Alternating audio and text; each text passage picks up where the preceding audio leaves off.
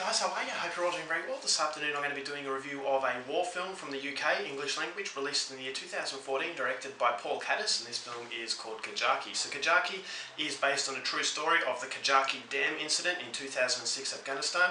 You got these British soldiers who are doing a tour and they're patrolling this area known as the Kajaki Damn. So it's a dried out dam, and when they're doing a patrol, one of the soldiers steps on a landmine and half his leg is blown off. So he is down, he can't move.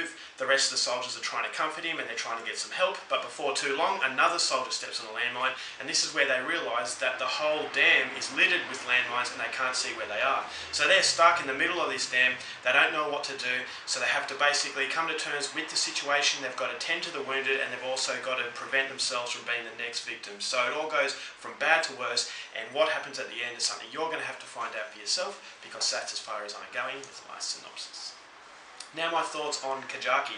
My biggest hesitation with this film, Kajaki, was the fact that it was based on a true story. So when it comes to true stories, you've got American Sniper, you've got many other films that tend to use the based on a true story as a gimmick. Basically, it's to lure you in.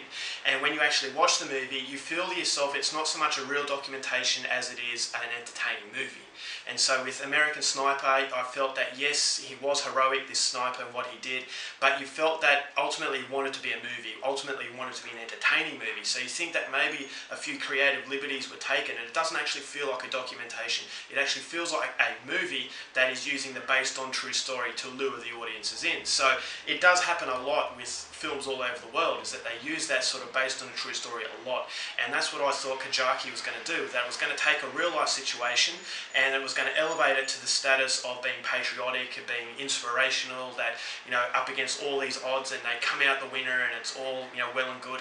But my biggest surprise with Kajaki was that it does steer clear of all that. It is not so much a movie about us versus them, it is a movie about courage and the human spirit and mateship, what you will do for your friends. And I thought that the chemistry between these group of soldiers is what ultimately holds the film together, is that you actually genuinely feel that they are friends, and that when one of them is going through an awful situation, the whole lot of them are. So you think to yourself, well, that person's obviously important because others are worrying about him. And a lot of these movies, when one of their friends dies, they grieve about it for a little bit, then it's over.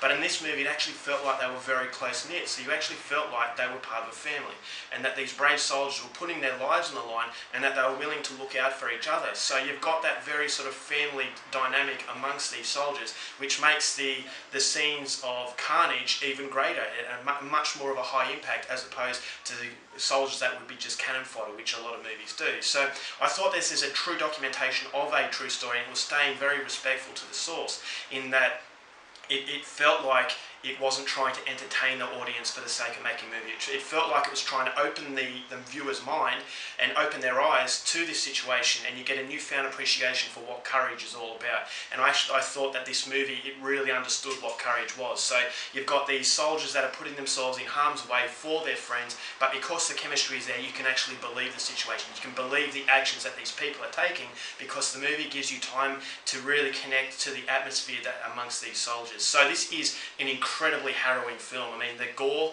is absolutely shocking. Now, if you are a gorehound, I think you would like this film, but it is done in a very different way. It actually feels very painful because, once again, you've got a name to these people. It actually feels like one of your friends. So if you saw one of your friends with his leg blown off, you'd be horrified. It's not necessarily a film where you'll say to yourself, that looks awesome, that looks cool, or, you know, I want to see another part happen, because you care for these soldiers. You don't want to see anyone else getting blown up.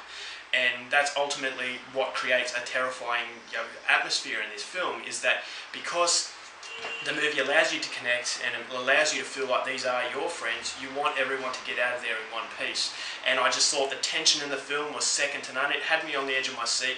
Every step could have been their last. You don't know where these landmines are, so when they take one step, you're on the edge of your seat.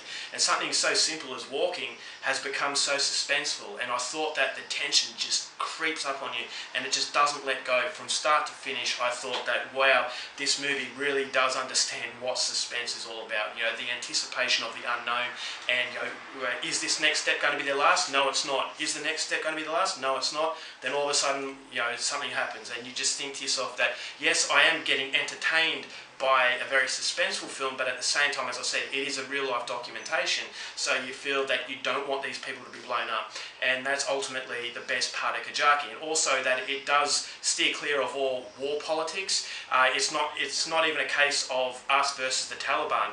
It was actually landmines that were left by the Soviet Union, so it really doesn't have anything to do with the Taliban, and so that is a welcome change as well. So it's not taking sides, it's not taking an approach to this war film where it's basically a conflict, shooting guns. It is just about test of courage and what you will do for your friends, and that's ultimately the charming aspect of this film. But at the same time, it is very harrowing. The gore is absolutely phenomenal, and it just hits you with a lot of pain. When these people, step on these landmines, you can feel the pain because the acting is absolutely fantastic, and as I said, the gore effects are second to none. So it is one of the most harrowing experiences I've had, but it is definitely one of the best war films I've seen in a very long time because it understands what it is about mateship and what it is to be there for your friends and to protect your friends at all costs. So if you like your war films and you want something a little bit different, then Kajaki is definitely coming recommended. So overall, for this movie, I'm going to give it 4 stars, coming highly recommended. Alright guys, that's my review. Hope you enjoyed it. Till next time, keep watching movies, and I'll see you later.